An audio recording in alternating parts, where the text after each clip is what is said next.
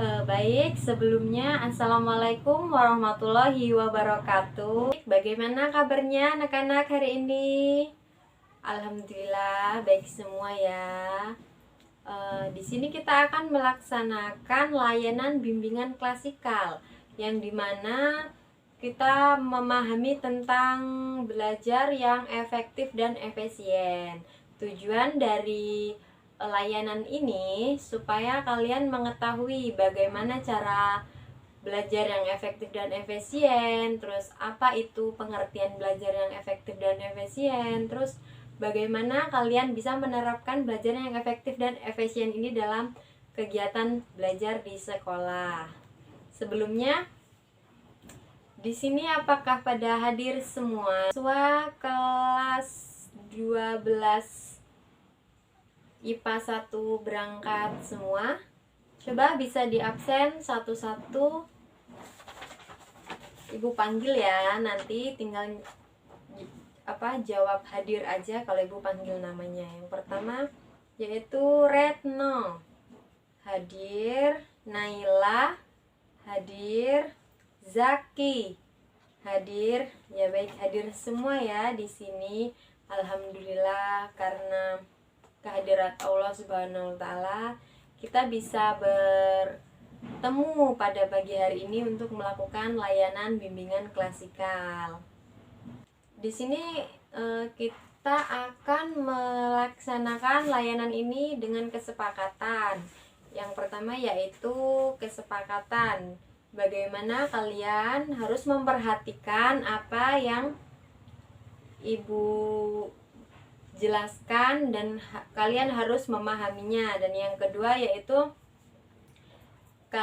kita bikin kesepakatan waktu. Jadi dalam layanan bimbingan ini kita menggunakan waktu selama 15 menit ke depan. Jadi ibu mohon kalian mendengarkan dengan teliti dan dengan cermat apa materi yang ibu sampaikan supaya kalian dapat mudah mengerti dan memahami.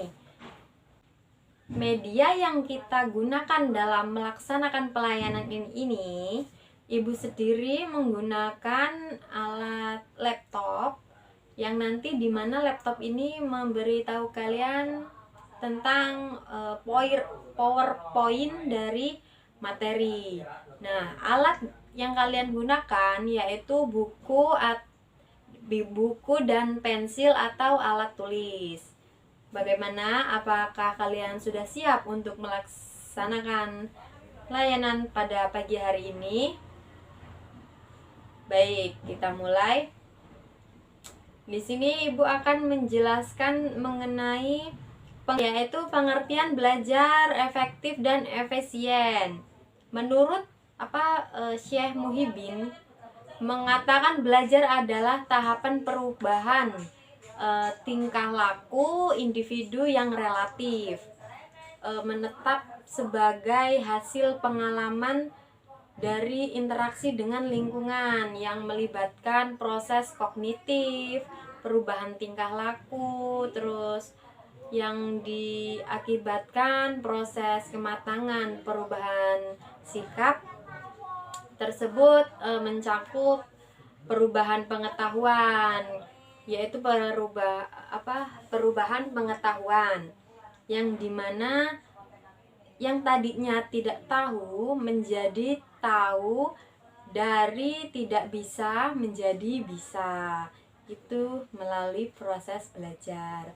Perubahan sikap juga ada, yaitu afektif, dari perilaku negatif menjadi perilaku positif. Itu seseorang individu mengalami proses belajar dari yang tadinya berperilaku negatif terus menjadi perilaku yang positif. Yang selanjutnya ada perubahan keterampilan atau psikomotor, dari tidak terampil menjadi terampil. Kayak seandainya nih anak yang mau menuju usia remaja tuh, yang tadinya nggak bisa main bola jadi bisa main bola, yang tadinya belajarnya masih suka ngobrol itu jadi bisa mengondisikan diri untuk bagaimana belajar itu yang baik, yang tidak baik ditinggalkan. Nah, selanjutnya yaitu belajar merupakan hasil dari pengalaman dan latihan yang berkelanjutan. Agar belajar efektif dan mendapatkan hasil yang optimal, maka perlu kita perhatikan faktor-faktor yang berkaitan dengan belajar. Nah, yang selanjutnya belajar efektif, yaitu kegiatan pembelajaran yang dilakukan untuk mencapai target dan capaiannya terpaku dalam satuan kurikulum yang telah dibuat. Jadi, belajar yang efektif itu kegiatan pembelajaran yang dilaksanakan sesuai kurikulum, namun terpacu oleh waktu. Dengan demikian, target tetap tercapai dengan waktu yang lebih cepat dan singkat. Jadi, belajar yang efektif dan efisien yaitu kegiatan pembelajaran yang dilakukan oleh peserta didik baik berada di sekolah maupun di rumah dengan capaian kurikulum yang telah ditentukan dalam kurun waktu yang cepat. Baik, yang selanjutnya yaitu cara belajar di sekolah. Sekolah merupakan suatu lembaga pendidikan formal, tempat berlangsungnya proses pembelajaran. Keberhasilan belajar di sekolah sangat tergantung dari cara kita belajar yang diterapkan oleh siswa itu sendiri. Bagaimana siswa itu mengikuti kegiatan dalam belajar. Kan ada tuh siswa yang belajarnya malas-malasan, ada juga siswa yang belajarnya rajin. Di sini ada beberapa cara siswa belajar di sekolah, yaitu yang pertama menyiapkan diri sebelum guru masuk kelas. Jadi sebelum guru masuk kelas tuh ada waktu untuk kalian itu kayak ngobrol atau makan sarapan, supaya nanti kalau guru masuk kalian itu udah benar-benar siap belajar. Yang selanjutnya yaitu ada membiasakan diri berdoa sebelum kegiatan belajar dimulai. Kalian kan sama halnya seperti kalian itu minta pertolongan kepada Allah, bagaimana nanti kalian itu dimudahkan cara proses belajar supaya kalian lebih mudah menangkap ilmu yang diberikan oleh guru kalian. Yang ketiga yaitu memperhatikan penjelasan guru dengan penuh konsentrasi. Jadi kalau guru di depan sedang bicara menjelaskan tentang materi yang yang diberikan, kalian itu jangan yang namanya bicara, yang namanya ngobrol ataupun mainan dan sebagainya. Karena nanti kalian tidak mengerti apa yang dijelaskan oleh guru kalian. Nih, selanjutnya yaitu bertanya jika ada materi yang kurang jelas. Jadi kalau kalian itu diberi penjelasan nih sama guru kalian, kalian itu kalau nggak tahu bertanya, jangan kalau nggak tahu diem aja. Nanti kalau nggak tahu nyampe dibawa pulang, kalian bakalan tetap nggak tahu apa materi yang dijelaskan. Supaya kalian lebih mengerti, ada baiknya kalian bertanya. Yang selanjutnya yaitu mencatat hal-hal yang dijelaskan oleh yang penting yang dijelaskan oleh guru. Kalian itu harus bisa mencatat apa yang penting yang harus kalian nanti pelajari di rumah setelah guru menjelaskan materi. Yang selanjutnya yaitu membuat rangkuman, yaitu seperti kalau guru menjelaskan, kalian itu seperti mencatat atau membuat rangkuman itu supaya kalian bisa lah, maksudnya kalau di rumah bisa dipelajari lagi, jadi nggak lupa apa materi yang diberikan sama guru. Yang di sini ada mau berdiskusi dengan teman-teman terhadap materi pelajaran yang sedang dipelajari hingga memperoleh pemahaman dan kesamaan pendapat. Terus ada juga belajar mandiri. Tuh, belajar mandiri merupakan suatu proses belajar yang dilakukan oleh siswa sendiri, membahas materi pelajaran dan dilakukan pada waktu jam-jam kosong tuh, serta mendapat tugas dari guru. Terus seperti membaca buku pelajaran, membuat rangkuman, terus mengerjakan latihan-latihan lain. Tuh kalau ada waktu luang, mending kalian lakukan untuk mengerjakan hal-hal seperti itu daripada waktu kalian terbuang sia-sia, karena waktu kalian di sekolah itu nggak terlalu banyak. Waktu kalian di sekolah sama waktu kalian di rumah itu banyak waktu kalian di rumah. Kan jarang-jarang nih yang di rumah tuh pada belajar, benar-benar belajar. Pasti kalian kalau di rumah ya biasalah nonton TV, main, tidur, ya kan. Jadi gunain waktu sebaik-baik mungkin kalau di sekolahan itu. Terus belajar kelompok juga bisa tuh.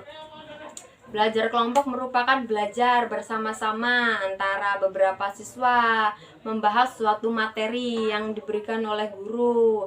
Dalam kegiatan belajar kelompok biasanya diadakan diskusi kelompok, yaitu membahas suatu persoalan yang belum terpecahkan atau suatu persoalan yang nantinya akan dibahas oleh guru. Jadi kalian itu lebih tahu dulu apa nantinya yang akan kalian bahas bersama guru, yaitu yang berikutnya yaitu ada cara mengatasi belajar yang tidak efektif dan efisien nih.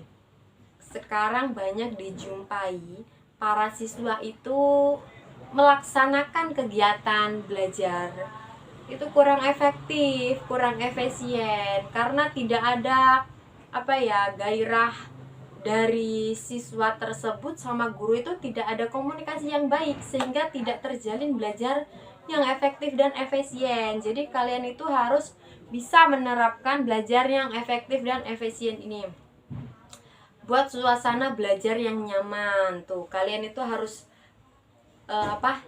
nyaman dengan guru atau nyaman dengan teman. Jadi rasa gairah belajar kalian itu ada supaya kalian bisa belajar yang baik gitu.